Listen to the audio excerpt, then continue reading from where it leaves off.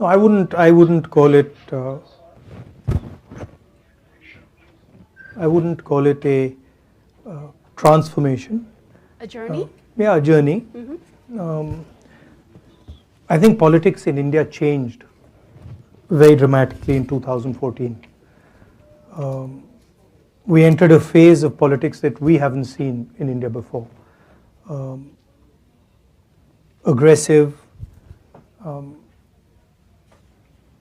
attacking the foundations of our democratic structure. And so it's a tough fight. It's been a good fight. And personally, of course, it has changed me.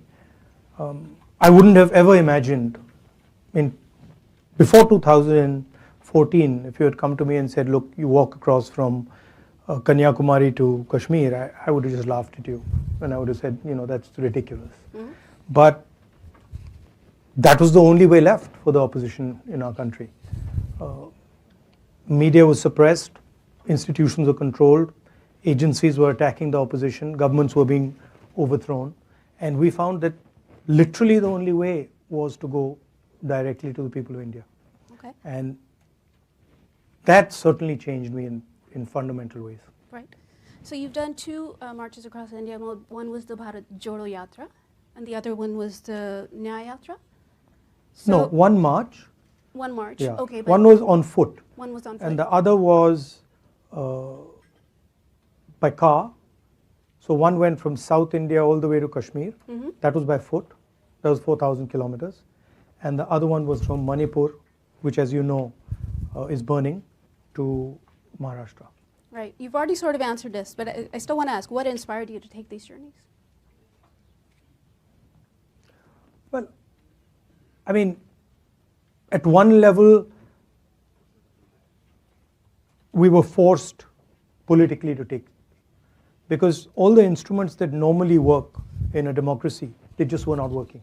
And, the media was not working, the courts were not working, nothing was working. And so we said, okay, let's go direct, and we went, and it worked. It worked beautifully.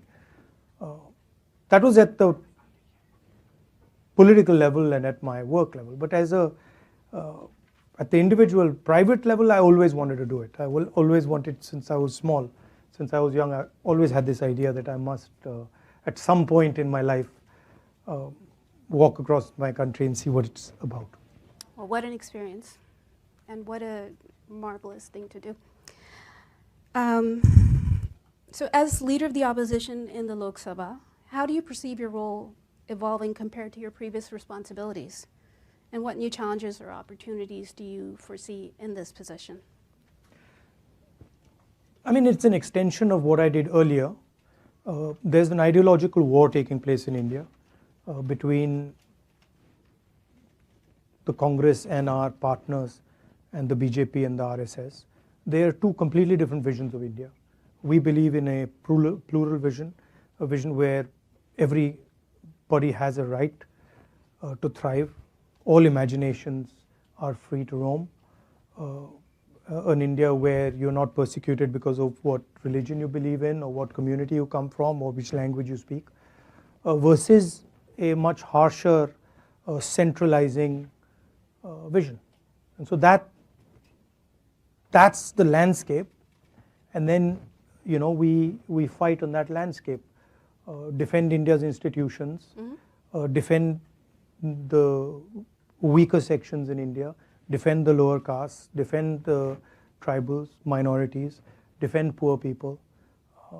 And after the yatra, I feel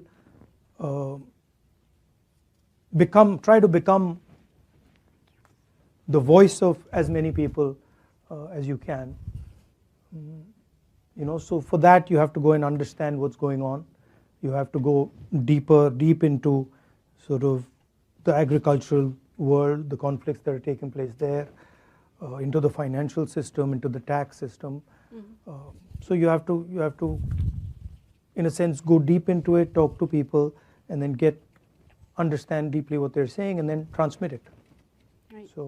And at a broader level, provide a a vision, India Alliance vision for the country, which is obviously going to be fundamentally different than the centralizing, monopolized vision that the BJP is presenting.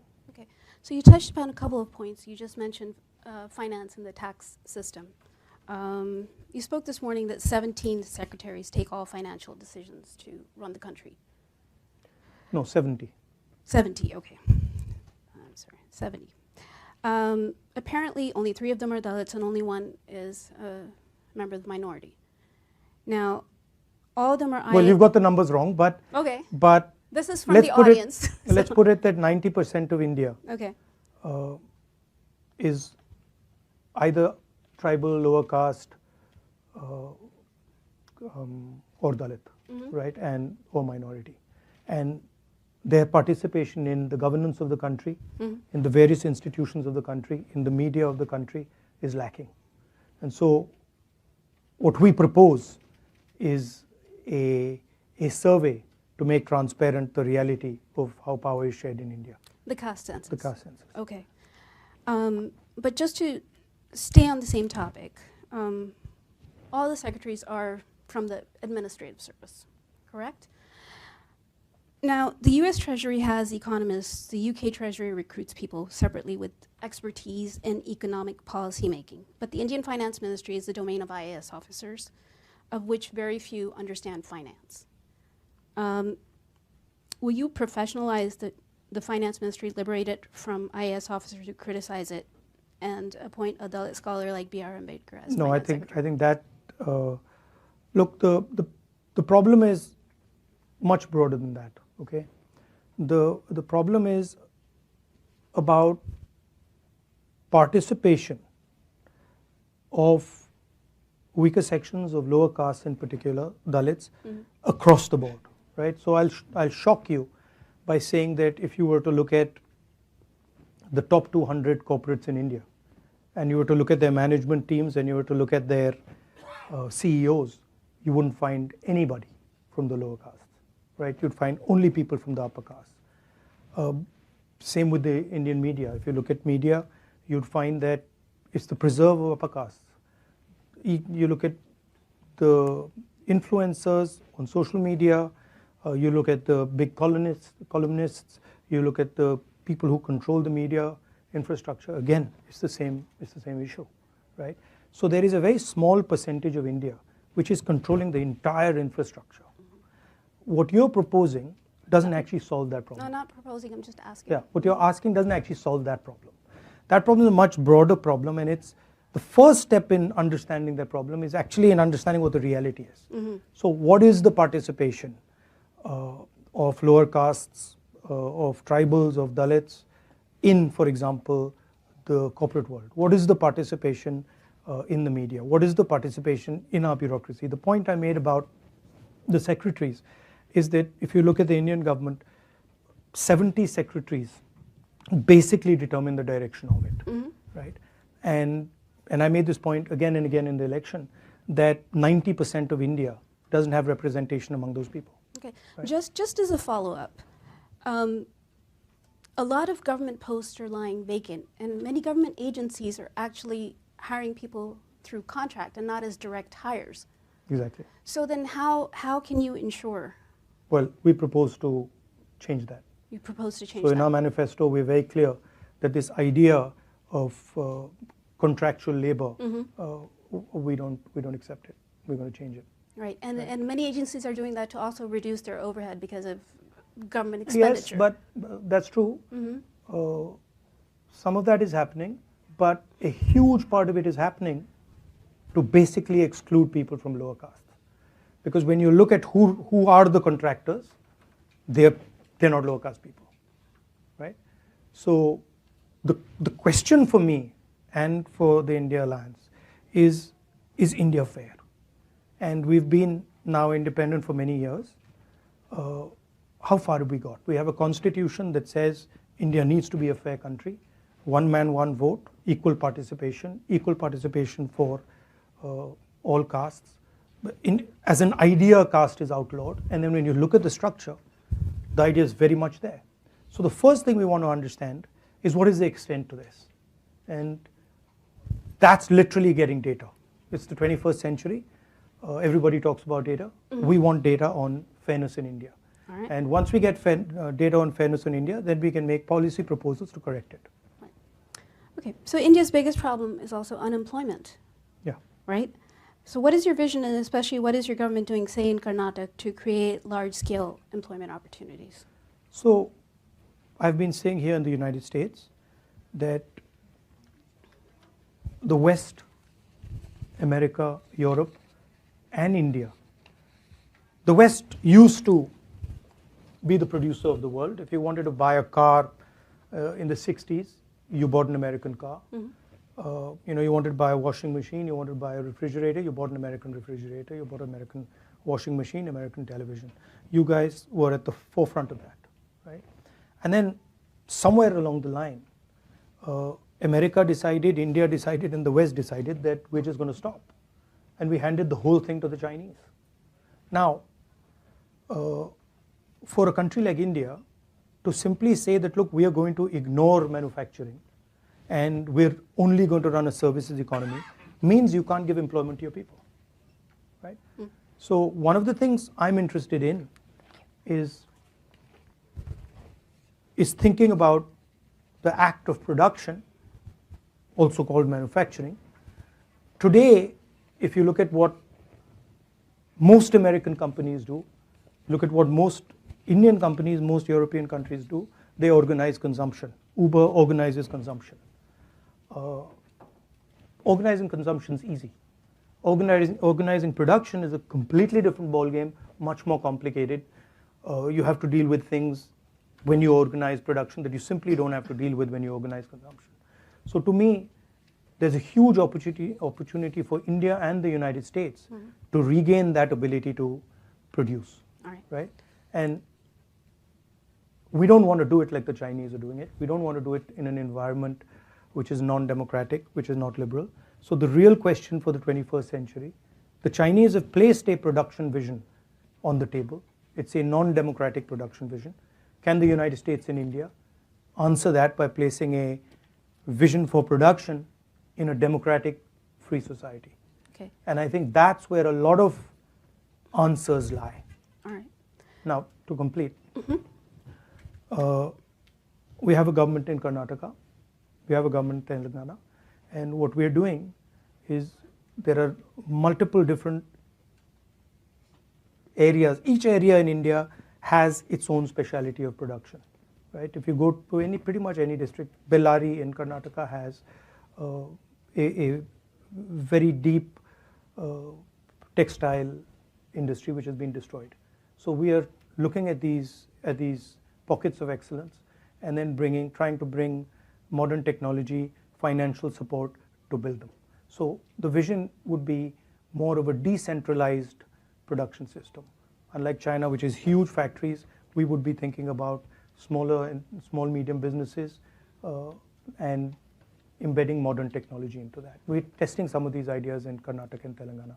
Right, and then you'll roll it out to... That's generally how we operate. Okay. All right, so while we touched upon India and the U.S., the India-U.S. nuclear deal led by Prime Minister Manmohan Singh was a landmark step in India-U.S. bilateral relations. What do you see as the long-term prospects for India-U.S. relations, especially in terms of strategic partnerships? You've touched upon it a little bit, but if you could elaborate.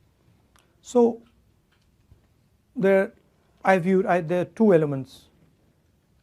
The first is the defense cooperation, which is important, and I think we do a good job there.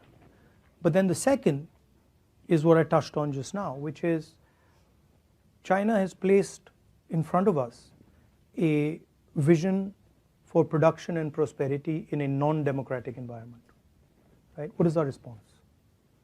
Are we simply going to just sit there and say, okay, China can be the producer of the world and we're not going to do anything? Or do we have a response? What is our response to the Belt and Road, right? I don't see one. So to me, that's really where US and India cooperation needs to go. How can we provide a democratic vision of production, of manufacturing that actually works to the rest of the world. And I think both countries bring different things to the table. And I think there's a huge opportunity there. Okay. So just staying on India and U.S., is there a political consensus within India on deepening strategic ties with the U.S.? Yes, I mean, I don't see a big diversion. I don't see Mr. Modi diverting very much from our approach with the US, and I don't see ourselves changing direction very much from what he's doing. So I see continuity there. I think everybody on both sides of the equation, everybody does accept the fact that the India-US relationship is key for both countries. Okay. One more on the U.S. With the backdrop of an increasingly assertive China, the ongoing Russia-Ukraine conflict, and the crisis in Gaza, how do you view the role of the United States in global affairs?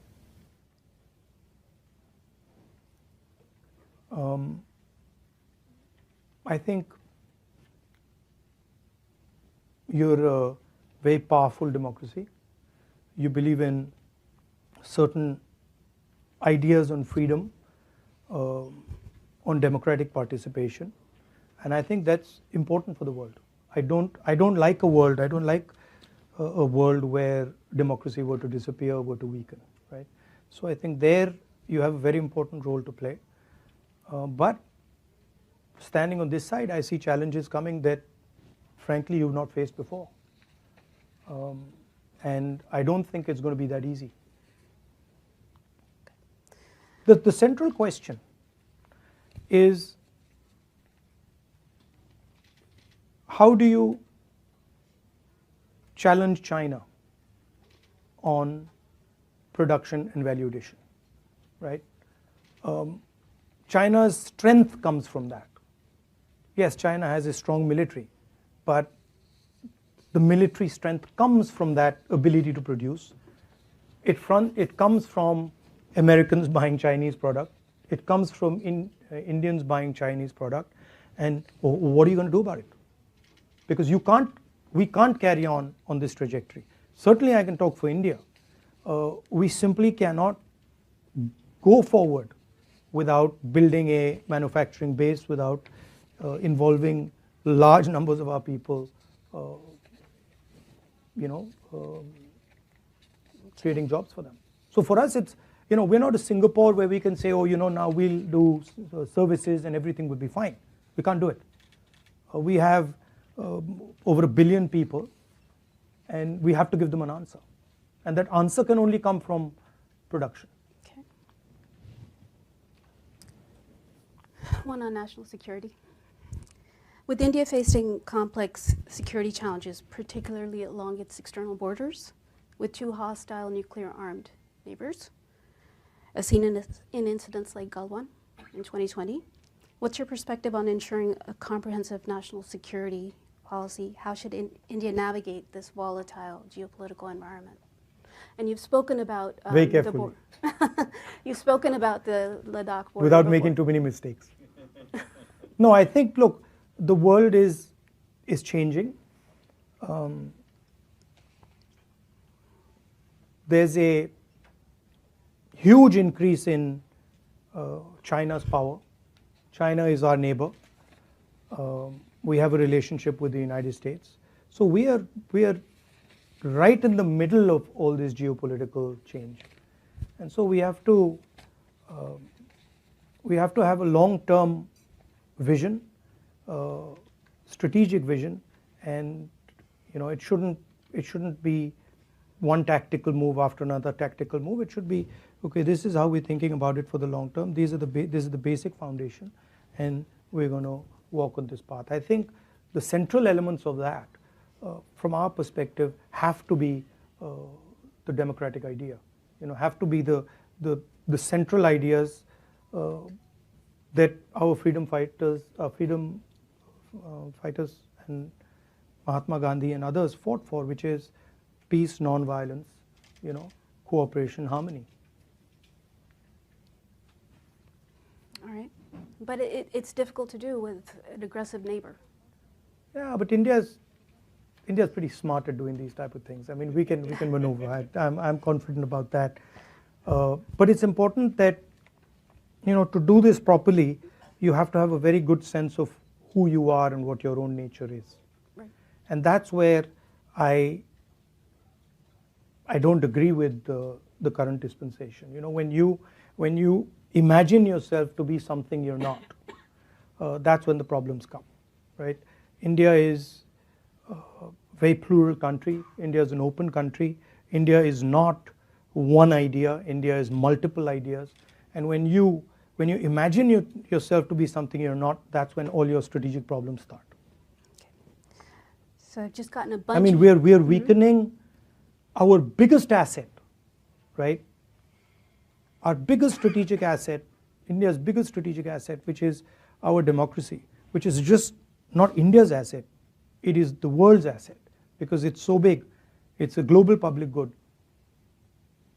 It's being attacked in India, right? And that is the foundation, that's the foundation of all our strategic imperatives. Right. So you say, democracy is being attacked, and I've had this conversation with Mr. Pitroda, that the Indian voter is very resilient and very knowledgeable. It's not, and if you see the election results, does it give you more hope for democracy in India? Yeah, it does. Look, but Okay. It's not good enough to say that the Indian voter is resilient and knowledgeable, because the Indian voter is informed by a whole set of structures, right? So if we don't have a level playing field, the voter might be very knowledgeable and and resilient. It doesn't really matter. We fought an election with our bank accounts frozen, right? Now, I don't know. I don't know any democracy where that's happened. Maybe that type of thing happens in Syria or used to happen in Iraq. But we literally sat during our election and spoke to our treasurer, and he says, well, we have no money, right? Now, you can have a resilient voter. You still need to run campaigns. You still need to have conversations. You still need to have meetings, right? I've got 20 plus cases with me. I'm the only person in Indian history to get a prison sentence for defamation, right? We have a chief minister who's in jail right now. So, one way of saying it is, yes, the Indian voter is very resilient, and he stands like a rock. Absolutely, he does. But the Indian voter requires an architecture to work on, which is not there. But would you say that Indian democracy is resilient and it can't be broken? Well, I can say to you that Indian democracy for the last 10 years was broken. But it's on an upward trajectory. It's fighting now? back, but it was broken. I have seen the government of Maharashtra just being taken away from us. So I've seen it with my own eyes. I've watched it as our legislators have been bought and hooked off and suddenly became BJP legislators.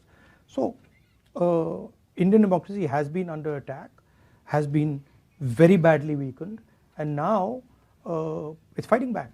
And I'm confident that it will fight back. Okay.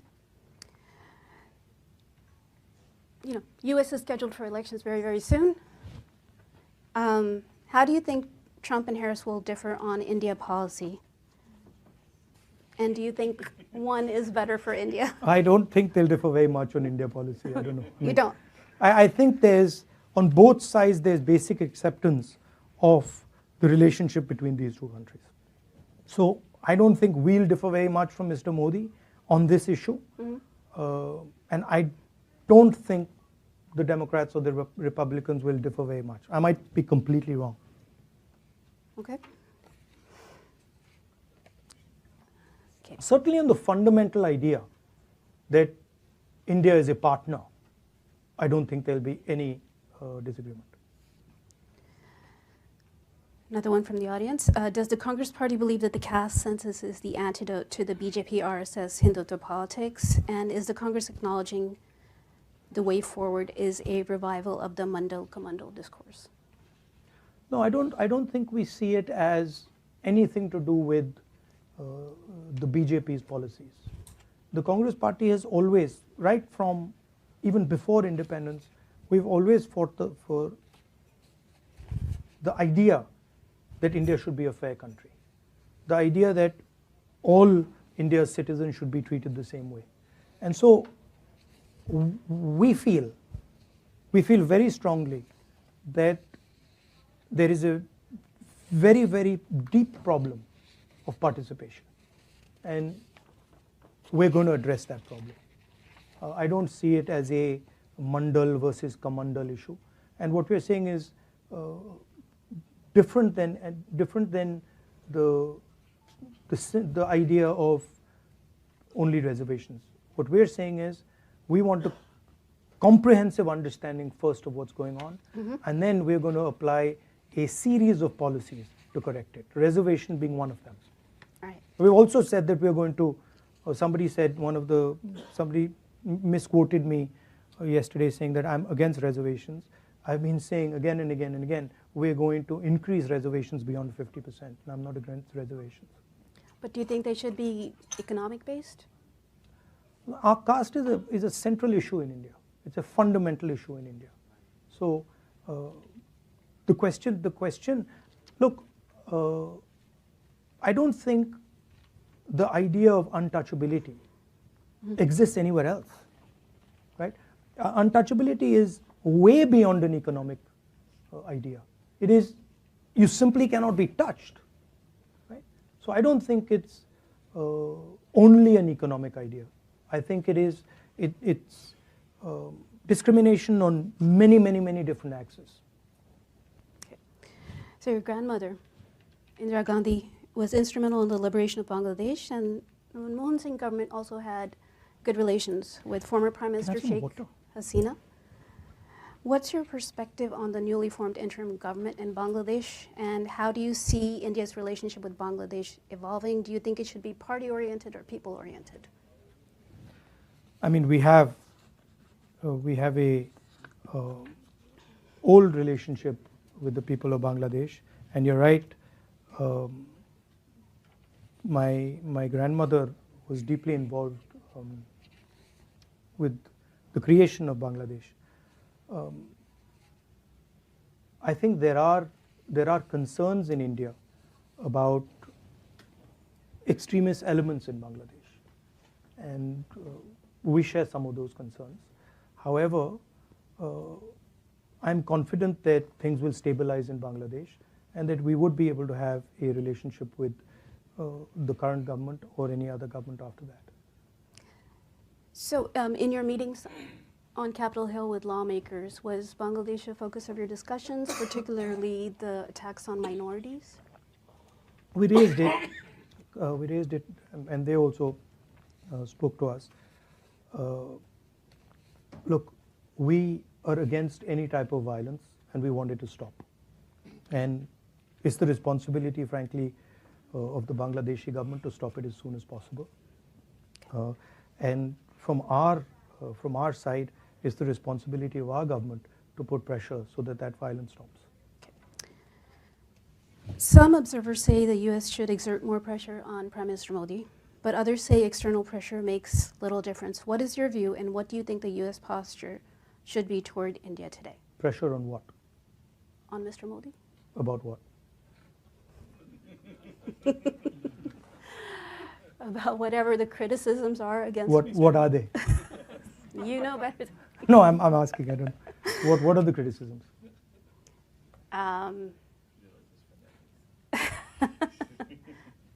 It's interesting you can't say it. I don't want to say it. Yeah, it's interesting you don't want to say it. Democratic. I mean, we're supposed to have a freewheeling, free press conversation, but you don't want to say it.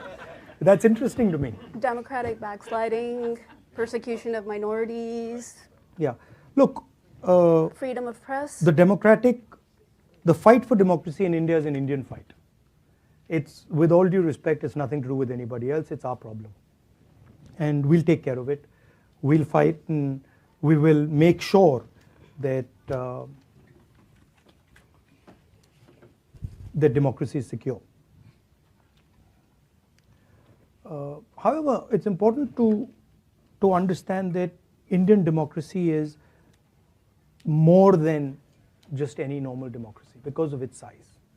And if you're talking about a democratic vision of the world, then Indian democracy has a large space in that vision. So I think it's important that the world sees Indian democracy as an asset, not just for India but for the rest of the world. Advising the United States on how they should deal with Mr. Modi is not my preserve. It's not my space. All right. Yeah. Okay. So how do you see relations with Pakistan? Is the Kashmir issue holding the two nuclear nations back? No, Pakistan's instigation of terrorism in our country is holding the two countries back. We are not going to accept Pakistan carrying out terror acts in our country. We're just not going to accept it. Okay. And until they keep doing that, there's going to be problems between us. Okay.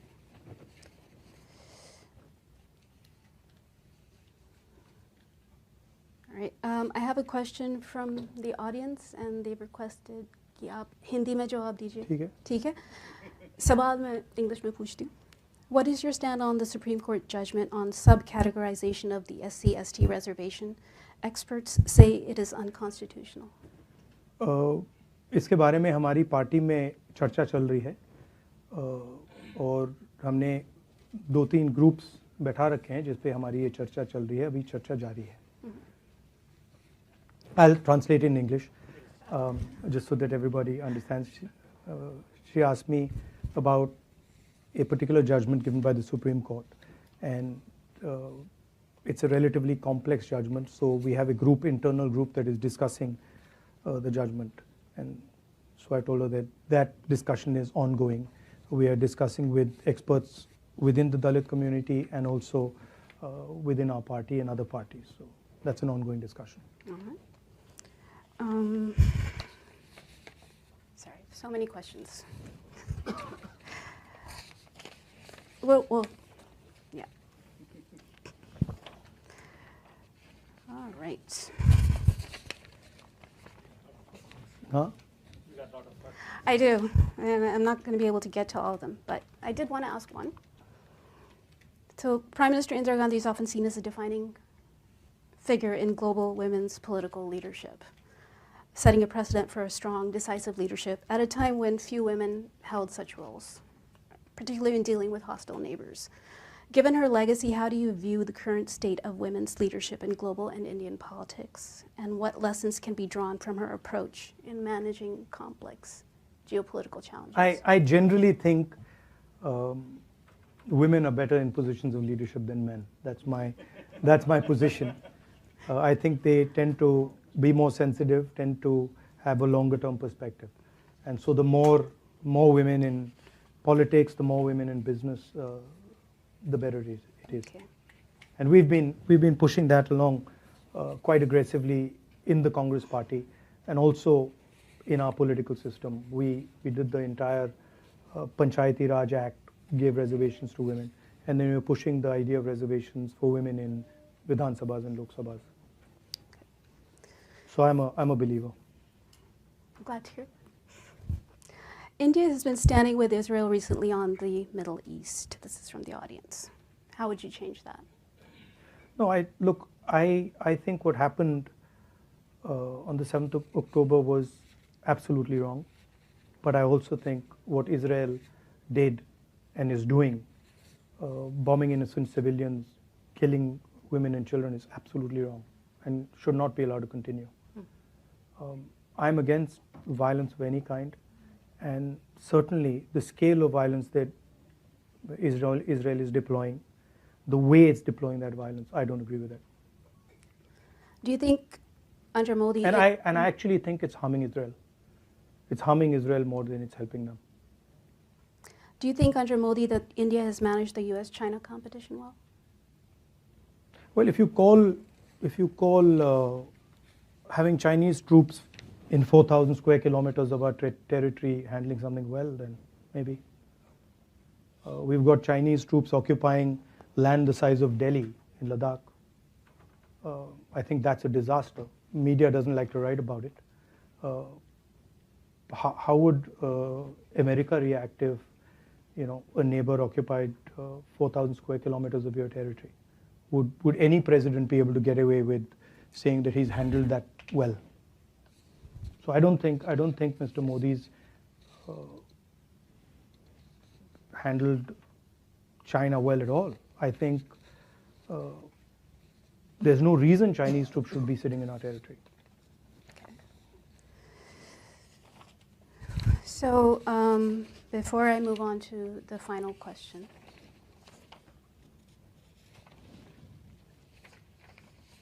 I did want to take a moment. I'm sorry. I have a lot of paper with me. All right. I wanted to take a moment just to thank our headliners, co-chairs, Donna Lanwin-Leger, Laurie Russo, and Jed Judson. Also our tireless program manager, Cecily Scott Martin, and our executive director, Didi Saji, for putting this event together. And it's now my honor to present you with your second National Press Club mug. So you have I was wondering what that was. So you have a matching set I've now. got two now. You've got a matching set, right? Okay. So, all right. So they say pilots have a distant vision. You know, they're sitting in ones. They're navigating towards a distant destination, right? Now, your father, Prime Minister Rajiv Gandhi, had the foresight to introduce computers in India at a time when many doubted its relevance in a country grappling with poverty. But it became a including, by the way, Mr. Vajpayee, the Prime Minister. Yet it became a transformative leap for the nation. And India today is an IT powerhouse and a leading provider of IT services to the world because of Rajiv Gandhi's foresight, right? So you also have a pilot's license, right? Yeah. Okay. As a trained pilot with a visionary outlook. I got in the United States. As a trained pilot with a visionary outlook, what's your long-term vision for India's future? And what innovative steps do you believe could catapult India forward in a similar manner as your father did with the computer revolution? Well, I mean, I think it's more than what is my vision, right? I think what is the vision of the Indian people? I think that's more important, and understanding that and bringing that together is more important. I have my views, but I think what India wants and what India thinks is where a vision should come out of. I really see a huge opportunity for India in rethinking how we produce in the 21st century in a democratic environment. And that would then include AI, it would include robotics, it would include drones, it would include pretty much everything. Mm-hmm. In order to do that, you would also need to build the infrastructure to do that. So it would include a whole set of things that would make India, in a sense, an alternative producer, an alternative to the Chinese way of doing things. That's one aspect of it, right? The other aspect of it is the fairness. I think there's huge energy locked in inside India, inside the social structure of India, and it's hidden. So India needs to start respecting the skills of its people, the skills of ordinary Indians. And we need to build a system that empowers them and links them to the banking system, provides them the technology to thrive. I think that for me is important. And the idea of caste, the idea of unfairness, the idea that you have two business people who control the entire Indian business system. The fact that you have, they own, Mr. Adani owns airports, ports, the agricultural system, silos, the defense industry, everything. This is causing a lot of damage to India's productivity. So thinking about these things and making India a fairer place. I would be if you ask me how would you define success, if I could make India even slightly fairer, I would say I have been quite successful. And at another level, where I think we've been successful already, is fighting the idea of anger and hatred. You know, the fact that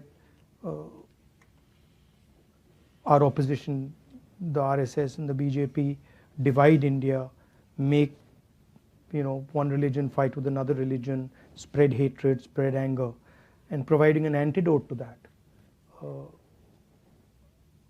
Introducing the word love into the conversation, which we did in the Bharat Jodo Yatra, and we did very successfully. I think that's a very powerful step. And so pushing that further, deepening that, ideas of respect, humility, affection for all religions, I think that is something that we're going to push. And it's worked. I mean, we can see even the effect on our Prime Minister was phenomenal. We were fighting the election and we were putting pressure on him, and we pulled out the Constitution. We used to earlier say that he's attacking the institutions, he's attacking the courts, he's attacking the media space, and somehow it was not connecting. And then one day we pulled out the Constitution, and in our speeches we started putting the Constitution, and then it just it connected immediately. And we then realized that Indian people are not going to allow their Constitution to be torn to pieces.